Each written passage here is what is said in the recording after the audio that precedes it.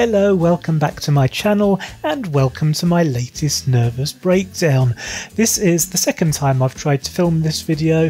The first time I didn't have my mic switched on and I didn't find out until 2 hours later when I finally finished recording it and started the editing process. So it's now evening, it's about to get dark, and I'm going to try and rush through the video again and hopefully get most of it on film before it gets too dark to see me. It's not going to be much of a wrap up because I've only got 2 books to discuss and one of them I haven't even yet finished. However, after these 2 books I will also be doing a few shout outs, so please stick around for those. And without further ado, let's get cracking. The first book is this one. It's Holding by Graham Norton. Now, I'm hoping that you know who Graham Norton is, but in case you don't, he's a very, very famous, much celebrated and extremely beloved television chat show host. He's an Irishman, but he's based in London. He's been doing his show for years and years. I think he's pretty much known around the world now as one of the most beloved and successful chat show hosts. Certainly A-list Hollywood stars beg to be on his show and have a thoroughly good time. But what not many people know is that he's also an actor. He started out as an actor. He was in Father Ted, which was a British television sitcom, and he also played Michelle Pfeiffer's gay best friend in a comedy romantic film which I can't remember the title of. And he's probably done quite a bit of other work as well. Oh yes, he was in a musical, in drag, in La Cage aux Folles. I apologise for the pronunciation. And so he's done a lot of work. He was in a Dolly Parton music video. He's done a lot of stuff. He's a jack of all trades. So it doesn't really come as much of a surprise that he's also started out a career as a novelist, a successful career. He's written a few novels now, of which Holding is his first. And I should hasten to point out that I haven't yet finished this book. I've read 80 pages. I read the first 80 pages in one hit and stopped at the beginning of chapter 9 for no reason other than I was distracted by other things. So I will be getting back to it. But I wanted to mention this book because it was recently reviewed by Dina at Books Yada Yada. And Dina is, by every possible measurement, a better reviewer than me. So if you're interested in this book, Holding by Graham Norton, certainly check out Dina's review of it on Books Yada Yada, because she completed the book. We both bought it at around the same time, but she's a much faster reader than me and a much more efficient reviewer. So she got her review done first, and I haven't even finished the book yet. So have a look at Dina's review. So far, I agree with everything she said about it. My own personal take on the book, I won't tell you too much about it because Dina can tell you about it. But what I will say is it's a very gentle Irish murder mystery set in a small village with a lot of characters, and the book dips in and out of their various brains. You get to experience the world through the eyes of all the various characters. You get to read their thoughts and feelings and also all their deeply hidden secrets. And it is a whodunit to a certain extent. A body turns up. It's a body that's been buried for many, many years, and all of the characters are potential suspects. In my opinion, the book swoops and dives just a little bit too much in and out of the different characters too quickly. It made me feel a little bit dizzy and a little bit disoriented, but that's possibly due to my autism. I tend to prefer sticking with one character for a considerable length of time and then moving into another character. But there are a lot of people to introduce in this book, and Norton does a pretty good job of introducing his large cast of characters quite efficiently, and the central character, Sergeant P.J. Collins, who is an extremely overweight and very likeable police officer, not necessarily particularly competent. He's certainly way out of his depth investigating a murder, but that makes for an interesting character and potentially a lot of interesting developments as the story unfolds. I don't think Graham Norton has much of an understanding of what it's actually like being a big fat fatty.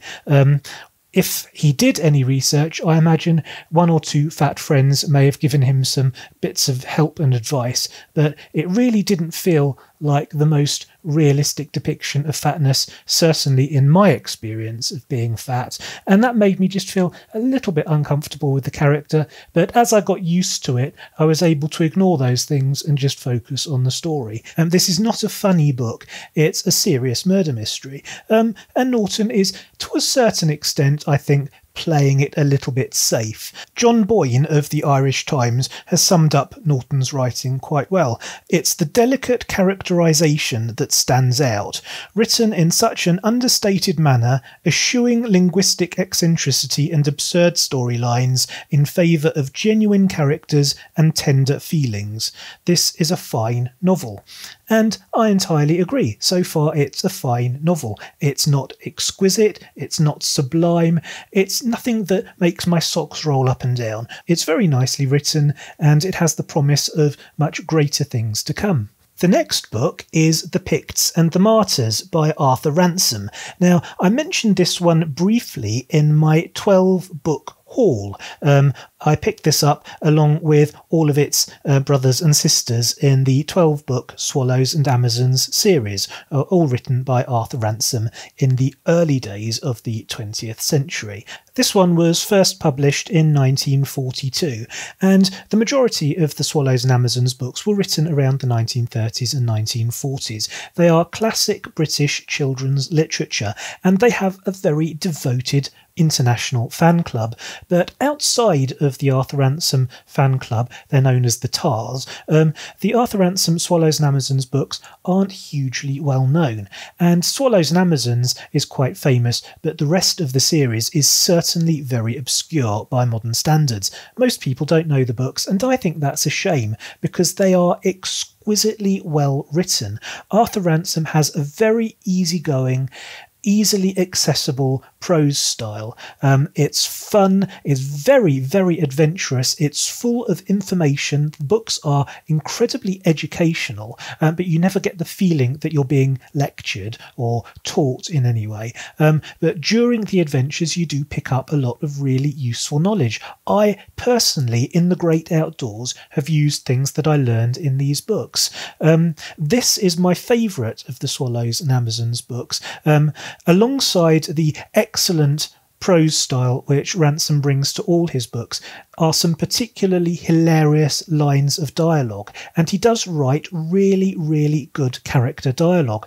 A lot of the characters in his books speak with very thick British regional accents, and he writes the dialogue in the accents, which makes these books a delight to read if you're British, and probably more difficult to read if you're not British. And certainly as far as audiobooks are concerned, I find it impossible listening to Americans reading these books because they cannot do the accents, and yet because the books are written in those dialects, it's impossible to read the books without at least attempting the accents, and Americans in particular have a lot of trouble with that, which is a shame. So if you're an American and you want to try the Arthur Ransome Swallows and Amazons books in audiobook form, please get ones read by a British reader.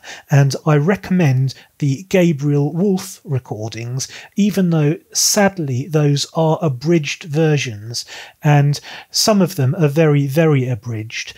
Gabriel Woolf, by a very long way, has the best voice for reading the Swallows and Amazons books. He just totally gets it. He understands the characters, and he does a really delightful reading.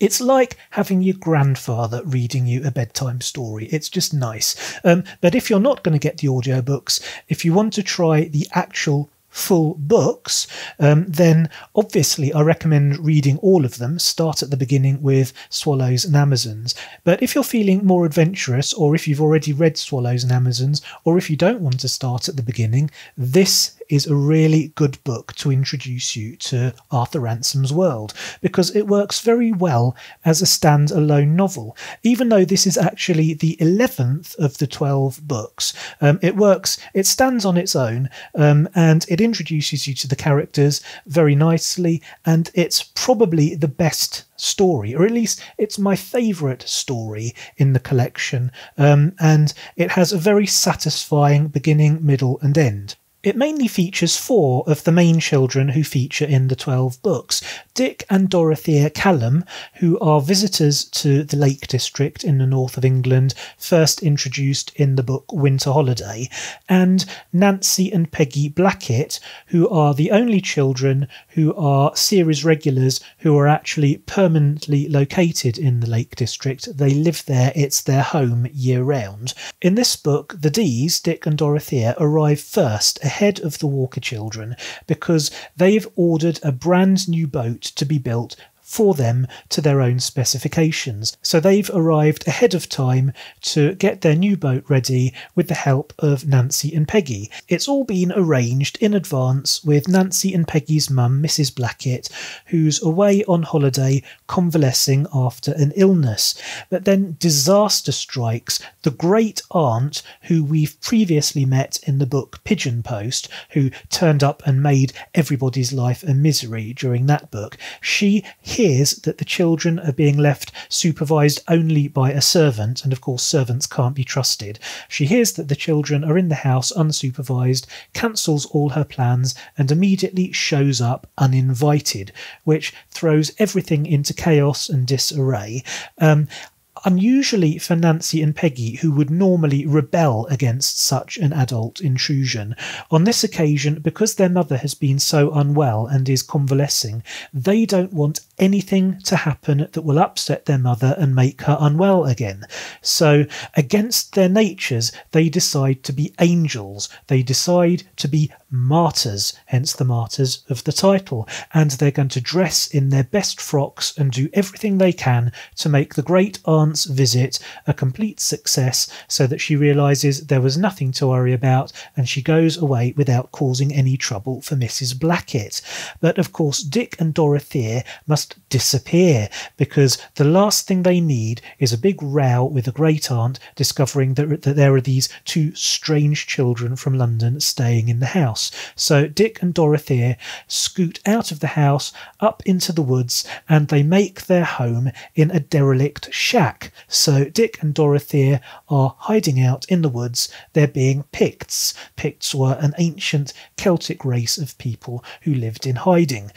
So the Picts and the Martyrs have this visit from the great aunt, but simultaneously, while passing a lot of secret codes and messages and doing all sorts of spycraft. Arthur Ransome, by the way, in real life was a spy, so a lot of spycraft filters down through all the Swallows and Amazon's books. They're all full of codes and secret messages and ciphers and that sort of thing, and spycraft in general.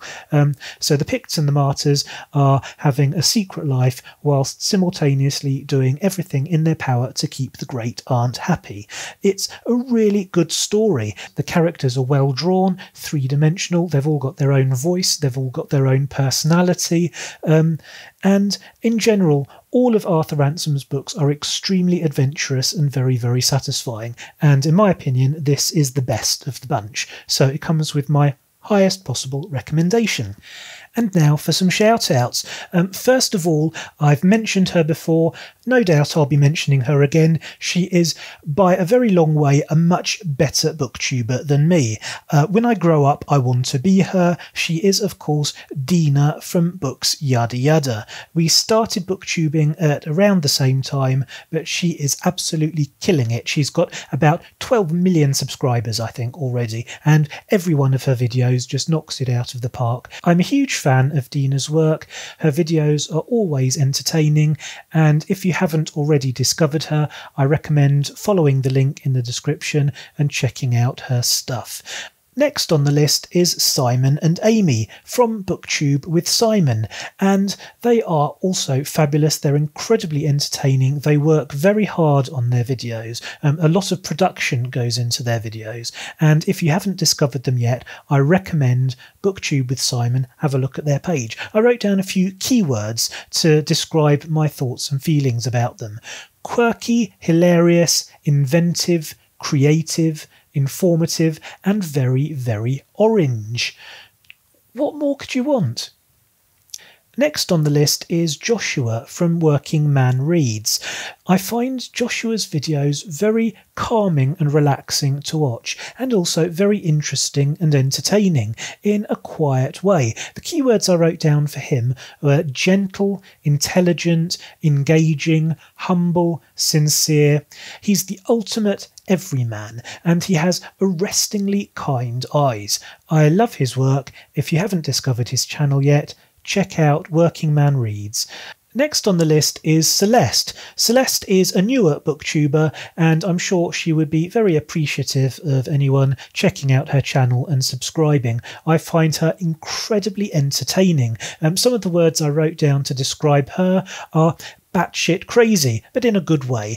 She's totally bonkers, fun, enthusiastic, energetic. Did I mention batshit crazy? She's also the first and so far only person to take me up on my off-topic tag. She did her own version of my off-topic tag, and it was very funny. I thoroughly enjoyed watching it. So I highly recommend check out Bagel House Books with Celeste. She's great. And finally, Steve Hannibal the Cannibal Donoghue, who has recently been broadcasting from his cell in the BookTube wing of a secure facility somewhere in the North American wilderness. Steve, I hope you get better soon. All of these people and several others have helped keep me sane-ish over the last couple of months, and I'm extremely grateful for the many ways that they have entertained and inspired me. And on that note, I think I'll call it a day. Thank you very, very much for watching. I hope you enjoyed it. If you did, you know what to do. Please hit the subscribe button, hit the like button, and I will see you next time. See you later.